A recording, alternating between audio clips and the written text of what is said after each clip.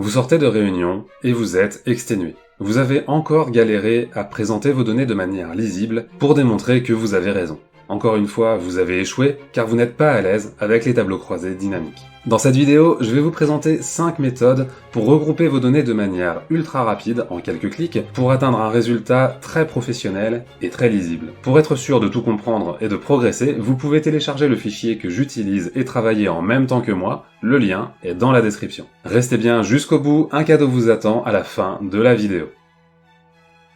D'abord, une méthode super simple pour grouper des données textuelles notamment. Ici, je vais créer un TCD à partir de données des ressources humaines. Donc, je vais dans Insertion et j'insère un TCD comme ceci. Si besoin, d'autres vidéos de ma chaîne parlent des TCD de façon plus basique, les liens sont dans la description. Bon, en ligne, je vais mettre les différentes fonctions et, en valeur, les âges. J'affiche bien l'âge moyen et pas la somme des âges qui n'aurait aucun sens. Je mets également un peu en forme le format de nombre, voilà. Maintenant, je voudrais regrouper les fonctions en 3 catégories, les cadres, les techniciens et les employés de bureau. La méthode longue que choisissent la plupart des gens, c'est de retourner dans les données sources, d'insérer une colonne et de créer les catégories. Mais si vous êtes pressé, il y a beaucoup mieux. Je vais sélectionner les experts comptables et les commerciaux en utilisant la touche CTRL et la souris. Ensuite, je vais aller dans l'onglet Analyse du tableau croisé dynamique, dans le ruban, et je vais simplement cliquer sur Grouper la sélection. Vous voyez qu'Excel crée le groupe 1. Je peux le renommer en sélectionnant la cellule, ici, et en écrivant simplement Cadre. Alors, c'est un peu le bazar pour les autres valeurs car je ne les ai pas encore groupées, donc c'est parti. Je sélectionne les assistants et les réceptionnistes, que je catégorise en employés de bureau. Donc je groupe et je renomme le groupe employés de bureau, voilà, et puis finalement je sélectionne les mécaniciens, les monteurs et les soudeurs, et je les classe comme étant des techniciens. Rapide et visuel, c'est ce qu'il faut en réunion. Au passage, vous voyez qu'un nouveau champ a été créé par Excel. Alors, d'abord, je peux le renommer en cliquant dessus et en allant dans Paramètres de champ. Donc, par exemple, catégorie professionnelle. Surtout, je peux maintenant retirer le détail des fonctions. Excel synthétise donc les données par rapport à la catégorie professionnelle. Autre possibilité, regrouper des dates par semaine. Alors, partons d'un tableau de vente, ici, j'insère un tableau croisé dynamique, et je vais mettre les dates en ligne et les montants en valeur, tout simplement. Vous voyez déjà que Excel a tendance à vouloir regrouper les dates automatiquement, ce qui peut être pratique. Un peu de mise en forme pour avoir les valeurs en format monétaire, comme ceci, et c'est très bien.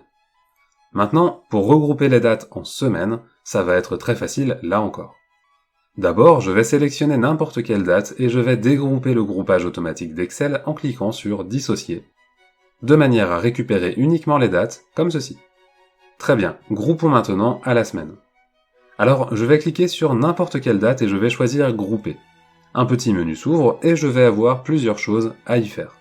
D'abord, je vais choisir de grouper par jour, donc je sélectionne jour ici, et si besoin, je désélectionne ce qui était sélectionné par défaut.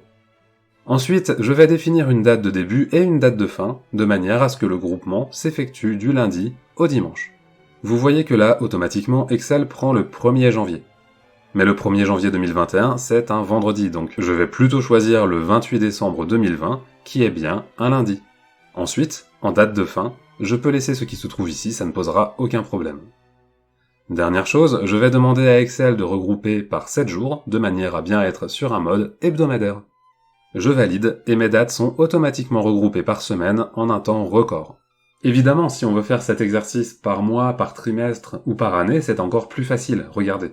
Je clique de nouveau sur une date, grouper, et il me suffit de choisir par exemple le trimestre et de désélectionner les jours. Maintenant, on va expérimenter autre chose. Je vais retourner sur mes données RH et je vais insérer un nouveau tableau croisé dynamique. Cette fois, on va vouloir étudier la répartition des salaires en fonction de l'âge des salariés. Donc, en ligne, je vais placer les salaires annuels comme ceci, et en colonne, je vais positionner les âges. En valeur, je vais mettre par exemple le champ nom. Alors, évidemment, dans l'immédiat, ça ne ressemble pas à grand chose, et on pourrait se dire que l'idée est mauvaise. Sauf qu'en regroupant tout ça, on va pouvoir obtenir quelque chose de très intéressant. Regardez. D'abord, un clic droit sur une en-tête de ligne et je choisis Grouper. Très bien, là, ça se rapproche un peu de ce qu'on a vu avec les dates. Je vais choisir la borne basse et la borne haute. Donc, on va dire qu'on va s'intéresser à ce qui se passe entre 20 000 et 50 000, voilà, et je rassemble les données par tranche de 10 000. Je valide, et hop, vous voyez que j'ai bien mes tranches qui sont définies. Par ailleurs, quand j'ai des données qui sortent des bornes que j'ai définies, Excel ajoute simplement inférieur à 20 000 et supérieur à 50 000. Maintenant, bien sûr, je vais faire le même exercice sur les âges, donc je clique droit sur une en-tête de colonne cette fois, et je vais définir l'étude entre 20 et 60 ans. Je regroupe par tranche de 10, et je valide. C'est beaucoup mieux. Notez que j'aurais parfaitement pu définir des tranches de 5 ans ou des tranches de 2500 €. On peut adapter au niveau de détail qui nous intéresse, c'est super pratique. À présent, retournons sur les données de vente et insérons un nouveau TCD. Voilà. Cette fois, je vais chercher à utiliser à la fois un regroupement sur des dates et un regroupement sur des tranches de montants pour étudier la saisonnalité de nos ventes de bière. Pour ça, je vais d'abord mettre en ligne les dates, comme tout à l'heure. Je vais les organiser par mois, et donc, pour ça, comme tout à l'heure, je fais un clic droit, grouper, et je sélectionne tout simplement un regroupement par mois. C'est tout, parfait. Ensuite, en colonne, je vais mettre les montants. Alors, encore une fois, sans groupement, ça semble être complètement n'importe quoi. C'est le moment où votre collègue pénible vous dit que « mais non, c'est pas comme ça ». Alors, un clic droit, grouper, et là, je vais vouloir m'intéresser à ce qui se trouve entre 300 et 500. Tout ce qui se trouve en dessous de 300 sera automatiquement regroupé dans une catégorie inférieure à 300, et tout ce qui se trouve au-dessus de 500 sera automatiquement regroupé dans une catégorie supérieure à 500. Bon, je valide comme ça, et c'est pas mal du tout. Maintenant, en valeur, je vais prendre les articles, par exemple, mais en fait, on peut prendre un peu ce qu'on veut. L'important, c'est de s'assurer qu'ici, Excel compte bien le nombre d'articles. Donc, on interprète ça de la manière suivante. 27 ventes d'un montant supérieur à 500 € ont été réalisées au mois de juillet. Si j'ajoute un petit graphique automatique, ça rend vraiment pas mal, et sans surprise, on constate que les ventes de bière se portent mieux en été qu'en hiver. Allez, voyons une dernière possibilité. On peut bien sûr mélanger des données textuelles que l'on a regroupées et des données numériques, elles aussi regroupées. Toujours en partant des ventes, je vais faire un tableau croisé dynamique, voilà, et puis je vais récupérer les articles. Je vais d'abord les grouper d'une manière qui n'est pas proposée dans le tableau, on va procéder en fonction de la marque. Donc les HL ensemble, les Chimay ensemble, et ainsi de suite. À chaque fois, je renomme le groupe pour que ce soit bien clair. Bon, là le nombre de catégories commence à rendre la technique moins intéressante par rapport à l'ajout d'une colonne dans nos données sources, mais continuons. Dans ce cas, ça passe encore. Si vous aviez une quinzaine de catégories, clairement vous auriez davantage intérêt à ajouter une colonne à la source. Super, donc maintenant on va regarder pour chaque marque de bière les ventes par trimestre. Mais attention, on va ajouter une petite subtilité en plus par rapport à ce qu'on a vu jusqu'à maintenant. Donc je vais prendre les dates et les placer ici sous les articles. Pendant que j'y suis, je vais retirer les articles pour conserver seulement l'article 2, que je vais d'ailleurs renommer pour que ce soit plus parlant, marque. Voilà. Maintenant, les dates. On va donc faire quelque chose d'un peu plus abouti. Ici, vous voyez qu'Excel les a automatiquement organisés par mois.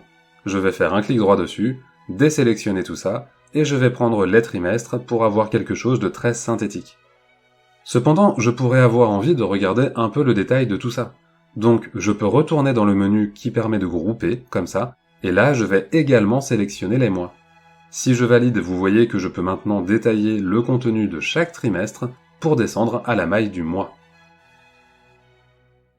Et voilà, vous êtes maintenant incollable sur le regroupement des données dans les tableaux croisés dynamiques, et vous allez pouvoir briller en réunion. Maintenant, le cadeau. Si vous voulez progresser dans Excel, je vous propose de vous envoyer gratuitement par email 3 séries d'exercices par semaine pendant plus d'1 mois, avec à chaque fois une notion Excel, des exercices en relation, et le corrigé de ces exercices. C'est donc 10 à 20 minutes de travail sur Excel 3 fois par semaine pendant plus d'1 mois, pour vous aider à progresser. Si ça vous intéresse, le lien est dans la description. Sur ce, merci de m'avoir écouté jusqu'au bout, et je vous dis à la semaine prochaine pour continuer à progresser ensemble sur Excel.